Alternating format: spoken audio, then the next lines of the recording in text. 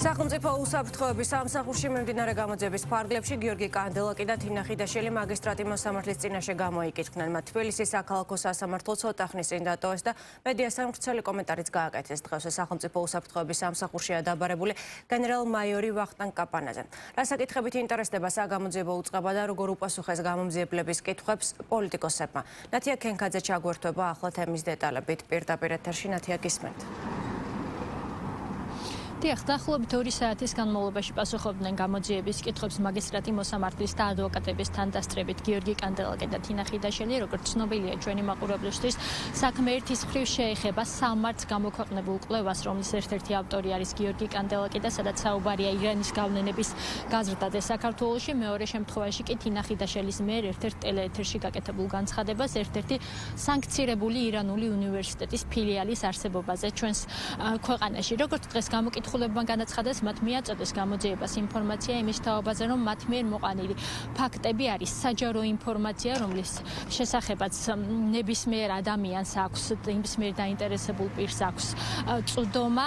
თინა ხიდაშვილის თქმით, იმ შემთხვევაში სახელმწიფო უსაფრთხოების სამსახურს ამ დრომდე ეს ინფორმაცია არ ჰქონდა, მაშინ მისი ფუნქცია არის შესრულებული, რადგან მან საგამოძიებო უწყებას გაამახვილებინა ყურადღება ისეთ საკითხზე, რომელიც მისი აზრით არის ძალიან მნიშვნელოვანი და ახლა უკვე სახელმწიფო უსაფრთხოების სამსახურმა უნდა გამოიკვლიოს არსებობს თუ არა რეალურად საფრთხე. საფრთხეებთან დაკავშირებით საუბრობს გიორგი კანდელაკიც. მისი თქმით, აღნიშნული კვლევის გამოქვეყნება უბრალოდ დროში დაემთხვა ახლო აღმოსავლეთში განვითარებულ მოვლენებს, თუმცა ის აცხადებს, რომ ირანული გავლენა საქართველოზე ნამდვილად არის უკვე გაზრდილი და კიდევ უფრო მზარდი, რასაც ის ქვეყნისთვის სახიფათოდ მიიჩნევს და აცხადებს, რომ სწორედ ამით უნდა იყოს დაინტერესებული საგამოძიებო უწყება და არა კონკრეტული პირების განცხადებებით თუ კვლევებით, სადაც მისი თქმით არაფერია ისეთი მოცემული, რასთან დაკავშირებითაც ინფორმაცია საჯაროდ არ არსებობს და რაც ქვეყნის უსაფრთხოებისთვის, ისი გასაჯაროებაც ქვეყნის უსაფრთხოებისთვის საფრთხეს შეიცავს.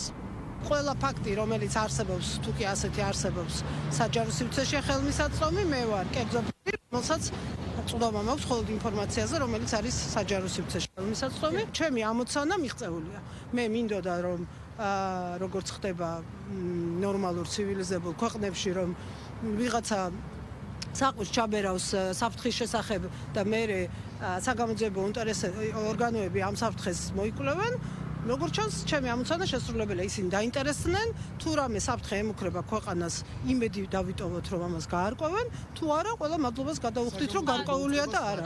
არ ვიცი, ხა ვის რა მსალობა აქვს, მე რო ვერაფრით ვერ შემაშინებენ, მე მგონი ამ 32 წლის განმავლობაში, რაც ტელეეკრანებზე მხედავს ხალხი, უკვე დადასტურებულია. ფილიალი რაღაცა ტიპის წარმონაქმნი საქართველოში ფუნქციონირებს, რომელსაც ჭირდება მიხედვა. მე არ მithქვამს, რომ საქართველოში ამზადებენ ტერორისტებს. დიახ, მე ახლა გიდასტურებთ, რომ ეს უნივერსიტეტი ზუსტად ამისთვის არის დასანქცირებული მინიმუმ 3 ქვეყნის მიერ. გასაკვირი იყო ჩემთვის საერთოდ ეს გამოკითხვა და სხვა გამოკითხვებიც, იმიტომ რომ რაც უდაოდ იმსახურებს ყურადღებას არის არა შინაარსი ამა თუ იმ კვლევის, არამედ ის ფაქტები, რაც ამ საჯაროდ ცნობილი ფაქტები, რაც ამ კვლევაში არის აღწერილი, როცა მაგალითად საქართველოს ტერიტორიაზე ბეჭდავენ ყასემ სოლეიმანის ხსოვნის განმადიდებელ წიგნს, ცდილობენ ახალგაზრდების ინდოქტრინაციას და ამბობენ, რომ ქართველი ახალგაზრდები უნდა ბაძავდნენ და მისაბაძი უნდა იყოს ყასემ სოლეიმანი ან ჰასან ნასრალა, რომელიც ჰეზბოლას ლიდერი იყო და რაში უნდა იყოს მისაბაძი ყასემ სოლეიმანი? ამერიკელების მკვლელობაში ეს ცუდია, ეს საფრთხეა და წლების განმავლობაში ეს ღონისძიებები იმართებოდა საქართველოში. პრობლემა არის ისევ და ისევ ამ კვლევაში ჩამოთვლილი მოვლენები და ჭავჭავაძის გამზირზე რო ყვირის ასობით ჩვენ თანამოქალაქე რო ხამენეის ბრძანებებს შევასრულებთ, აი ეხლაო, აი ეგ არის მყისიერი საფრთხის მატარება. 319 მუხლით აწარმოებს გამოძიებას სახელმწიფო უსაფრთხოების სამსახური.